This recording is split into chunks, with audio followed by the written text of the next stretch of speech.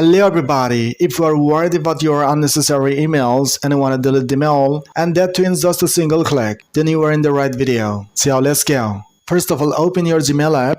Near the top left corner, click on the three-line icon. Just click on all inboxes. All the inbox emails will be displayed here. Now click on the first email and hold for a few seconds like this. Near the top left corner, you see select all option, so just tick the box.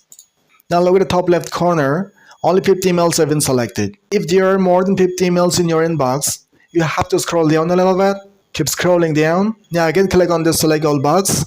Now again 50 emails have been added here. The total 100 emails have been selected. But if there are more than 100 emails in your inbox, again scroll down a little bit. Now again take the select all box here and just keep repeating this process until you select all the emails. And after selecting all your emails, click on this delete button. Like this. So this is how you can delete all your emails in just a single click. Okay, so if you found the video a little bit helpful, then hit a like, and if you want to watch more of this kind of helpful videos, then do subscribe to the channel right now. So see you soon in the next video with another helpful content like this. Till then, thank you. Bye bye.